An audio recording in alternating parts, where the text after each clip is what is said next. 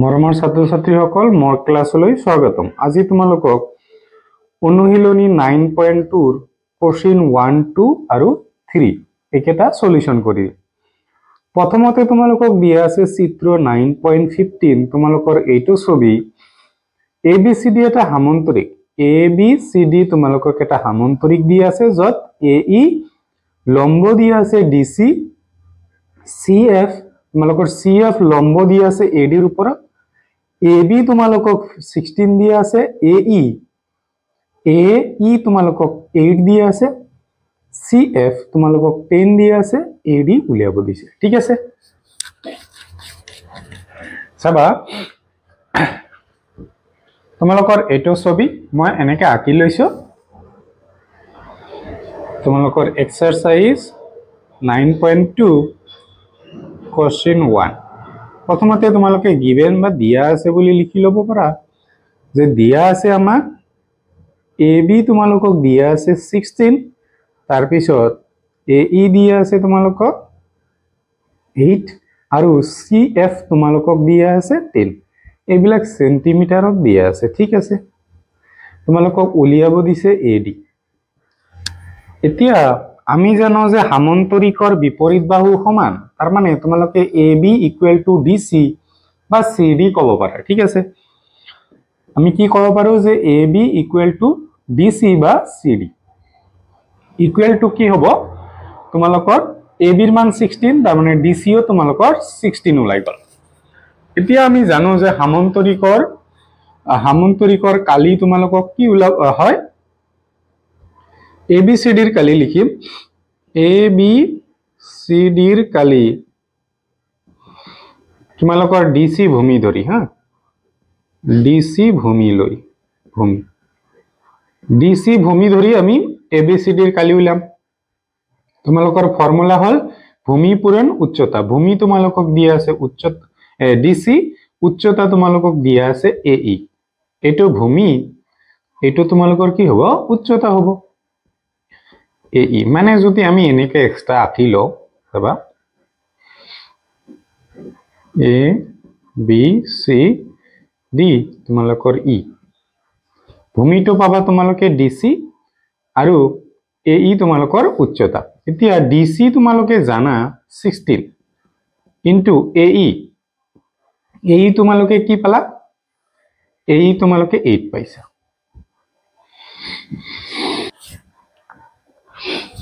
Into কৰি দিয়া তোমালোকে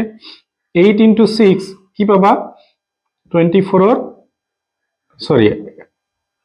8 হ'ব তোমালোকৰ 8 6 48 8 হ'ব আৰু 4 থাকিব হাতৰ 8 1 8 আৰু 4 তোমালোকে পাবা 12 ঠিক আছে 1 to 8 আহি 1 to 8 তোমালোকৰ সেন্টিমিটাৰ স্কয়াৰ বা বৰ্গ সেন্টিমিটাৰ এতিয়া চাবা এই ছবিটোৰে আমি ভূমি এইবাৰ AD লম তোমালোকৰ ABCD ৰ কালি AD ভূমি হিচাপে ঠিক আছে AD ভূমি এতিয়া তোমালোকৰ কি হ'ব ফৰ্মুলা কি ভূমি পূৰণ উচ্চতা ভূমি তোমালোকে কি ললা AD ললা আৰু উচ্চতা তোমালোকৰ CF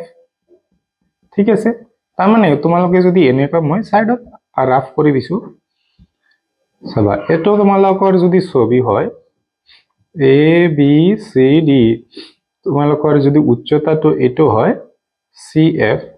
ভূমিটো আমি এটো লৈছো উচ্চতাটো এটো হ'ব ঠিক আছে AD ৰ মান তোমালোকৰ ওলাব দিছে আৰু CF তোমালোকক 10 দিয়া আছে ঠিক আছে CF তোমালোকৰ 10 AD ওলাব দিছে আমি বহাই দিছো ঠিক আছে এতিয়া তোমালোকে চোৱা ইয়াতেও আমি ABCD ৰ কালি উলাইছো ভূমি বেলেগ ধৰিছো হেতু বেলেগ কথা ইয়াতে আমি ABCD ৰ কালি উলাইছো ইয়াতেও আমি ABCD ৰ কালি উলাইছো তেনেহলে কালি দুটা কি হ'ব সমান হ'ব তো আমি ক'ব পাৰো এটো লাগিলে 1 আৰু 2 দিয়া নাম দিয়া যে 1 আৰু 2 ৰ পৰা 1 আৰু 2 ৰ পৰা বা 2 ইমপ্লাইজ ঠিক আছে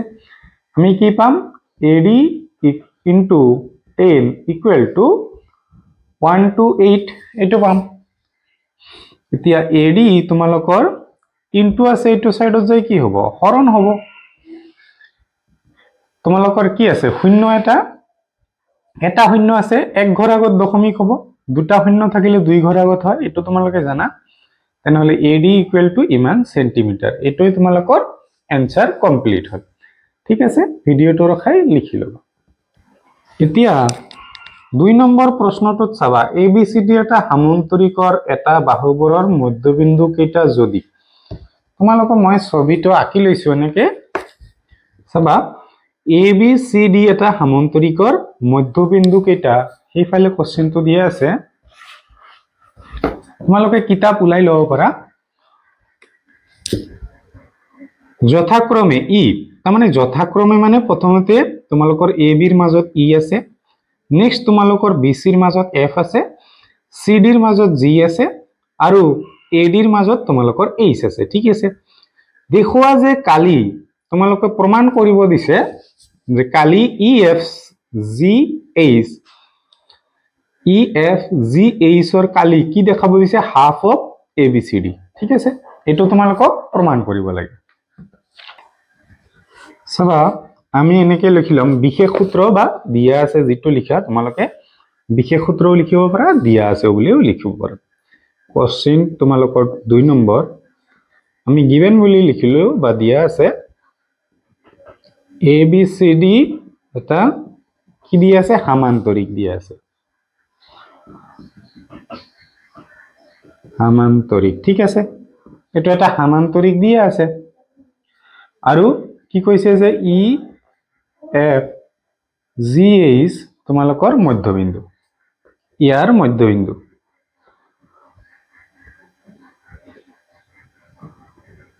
মধ্যবিন্দু আমি অঙ্কন কি আঁকি লৈছো অঙ্কন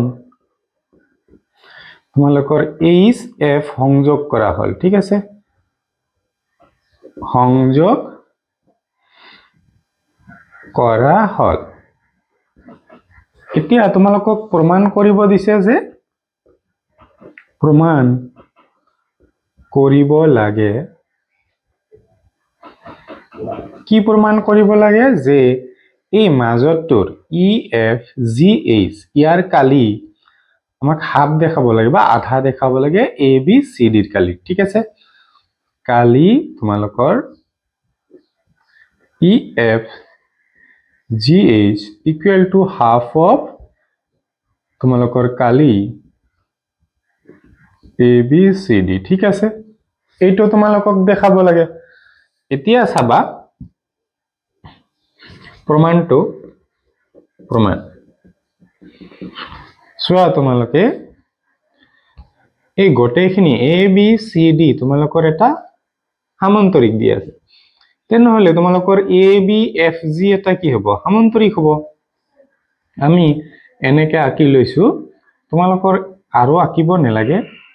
এটো যাতে তোমালোকে ভালদৰে বুজি পাও ABFH ঠিক আছে ইয়াৰ মাজতে তোমালোকৰ এই বিন্দুটো আছে ই বিন্দুটো আছে ঠিক আছে ইয়াতে যদি মই সৰি এটো এনেকা আছে ইয়াতে যদি আৰু মই আঁকো তেনেহলে আমি পাম এনেকুৱা যে HFBA এটো পাম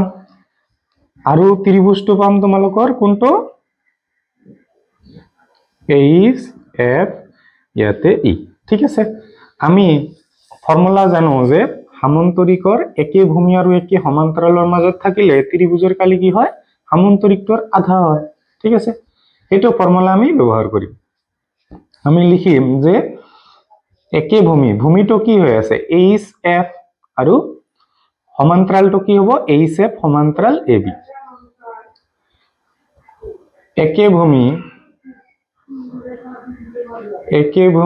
HF আৰু কি হ'ব HF সমান্তৰাল তোমালোকৰ AB মাজত কি আছে তোমালোকৰ ত্ৰিভুজ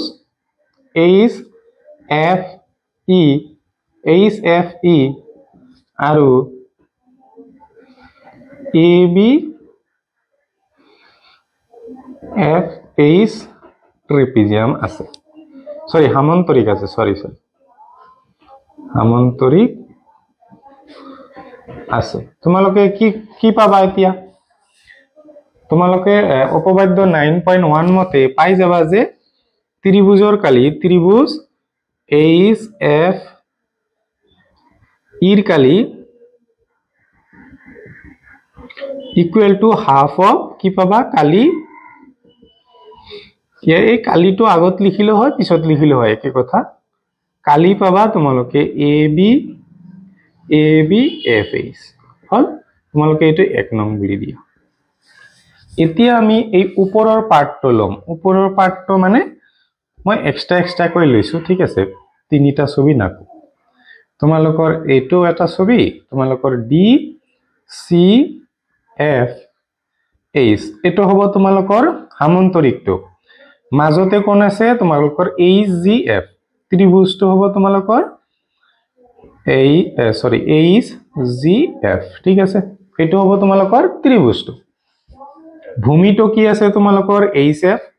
সমান্তৰালটো হ'ব এইচ এফ সমান্তৰাল ডিসি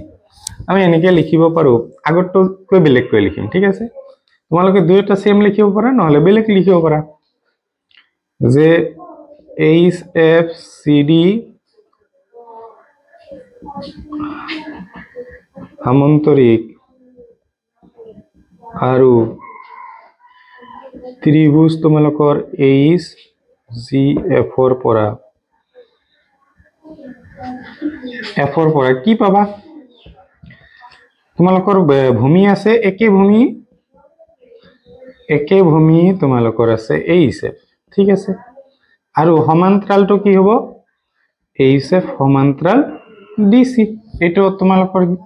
ইয়াৰ পৰা চাই আছা তেনেহলে পাই যাবা উপপাদ্য 9.1 মতে কালি তোমালোকৰ কি আছে H G F equal to তোমালোকৰ হাফ অফ কালি কি হ'ব এইচ এফ সি ডি এইটো পাবা তোমালোকে এইটো তোমালোকৰ 2 নং নাম দিয়া এতিয়া চাবা এই 1 নং সমীকৰণ আৰু 2 নং সমীকৰণ আমি প্লাস কৰি দিম ঠিক আছে 1 + 2 1 ত কি আছে তোমালোকৰ এইচ ত্ৰিভুজ এইচ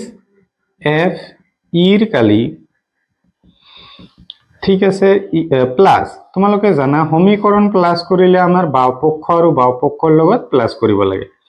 আৰু সৌপক্ষৰ লগত প্লাস কৰিব লাগে সোয়া এইটো তোমালোকে যদি এনেকে লিখা যে কালি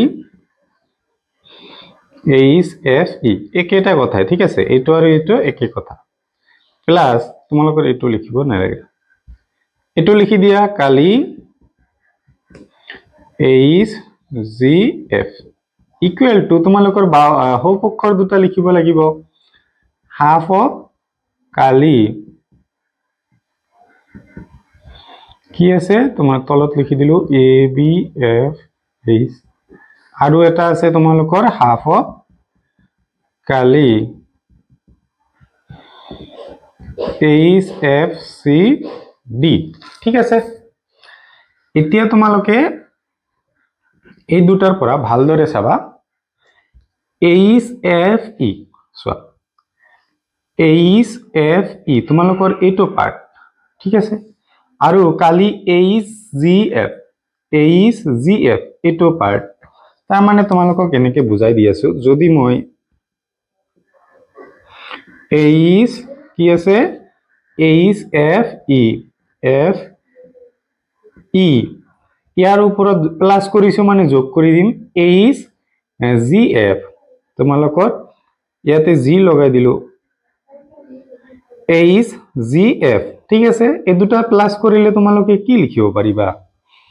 যে ই এফ জি এইচ গোটেইখিনি আমি লিখিব পাৰিম তাৰ মানে আমি ইয়াতে লিখি দিম যে কালি ই এফ জি এইচ ঠিক আছে এই তলৰ পাৰ্টটো প্লাস ওপৰৰ পাৰ্টটো মানে গোটেই পাৰ্টটো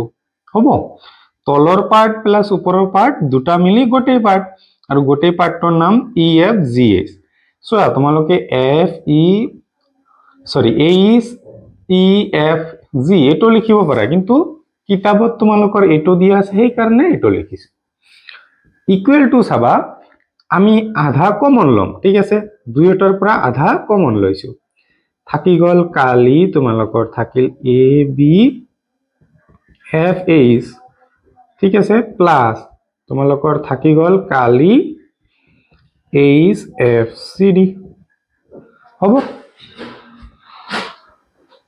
চাবা, কালি E F G H equal to half of, ইয়াতে চাবা যে এ বি এফ এইচ মানে তোমালোকৰ এই তলৰ অংশটো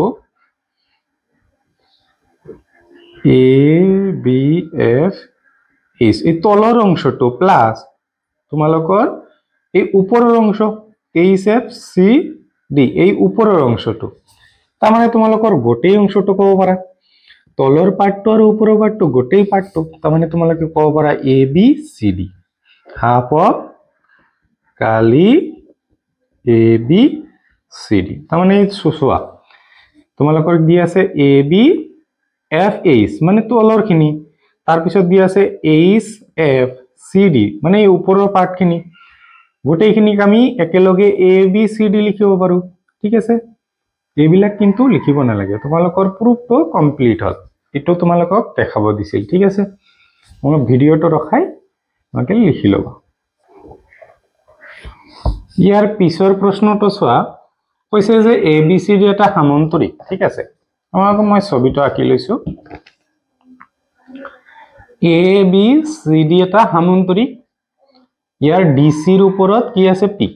ডি চিৰ ওপৰত পি আৰু এ ডিৰ ওপৰত কিউ বিন্দুটো আছে, ঠিক আছে। যিকোনো দুটা বিন্দু দেখুৱা যে এ পি বি, তোমালোকৰ এ পি বিৰ কালি আৰু বি কিউ চিৰ কালি সমান দেখাব দিছে, ঠিক আছে। চোৱা তোমালোকে কোৱেশ্চনটো এইটো আমি প্ৰথমতে লিখি লম যে দিয়া আছে বা গিভেন আমি লৈ লম যে এ বি চি ডি এটা কি, এটা সামান্তৰিক, এইটো আমাক দিয়া আছে। এতিয়া তোমালোকে চোৱা, আমাক প্ৰমাণ কৰিব দিছে, প্ৰমাণ কৰিব লাগে, ডাইৰেক্ট প্ৰমাণ কৰিব লাগে। তোমালোকৰ কি প্ৰমাণ কৰিব দিছে এইটো কোৱেশ্চনত, যে কালি A P B equal to কালি দেখাব দিছে বি কিউ চি, তোমালোকে কিতাপৰ পৰা চাই আছা কোৱেশ্চনটো, ঠিক আছে। এতিয়া চাবা তোমালোকে প্ৰমাণটো, আমি ত্ৰিভুজ কোনটো লম, প্ৰথমতে এ পি বি, ত্ৰিভুজ এ পি বি আৰু এ বি চি ডি সামান্তৰিকৰ পৰা তোমালোকৰ ভূমি কি হ'ব চাবা। তোমালোকৰ ছবিটো মই এক্সট্ৰাকে আঁকি দিলো। তোমালোকৰ সামান্তৰিকটো হল এইটো এ বি চি ডি, ঠিক আছে। ইয়াৰ মাজতে তোমালোকৰ কি আছে এ পি বি, মই বাহিৰত আনিছো ত্ৰিভুজটো, এ পি বি, এইটো ত্ৰিভুজ মই সাপোজ বাহিৰত আনিলো। তোমালোকৰ ভূমি দেখা পাইছা দুটাতে সেম, পৰা একে ভূমি তোমালোকে পালা এ বি, ঠিক আছে। আৰু সমান্তৰালটো কি পালা, ভূমি আৰু একে সমান্তৰাল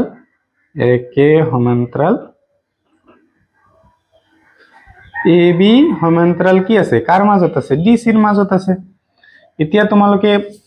9.1 মতে ক'ব পাৰিবা যে এই ত্ৰিভুজটোৰ কালি, ত্ৰিভুজ তোমালোকৰ এ পি বিৰ কালি, ইয়াতে কালি লিখি দিও, কালি এ পি বি ত্ৰিভুজটোৰ কালি কি হ'ব, হাফ অফ কালি A B C D,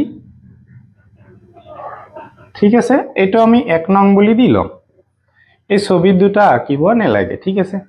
next আমি কি লম, এবার ত্রিভুজটো লম আমি বি কিউ সি, ঠিক আছে। যে ত্রিভুজ বি কিউ সি আৰু তোমালোকৰ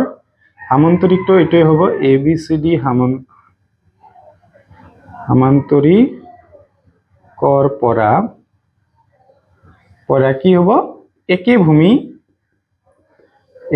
ভূমি তোমালোক আঁকি দিছো ভূমিটো কি হ'ব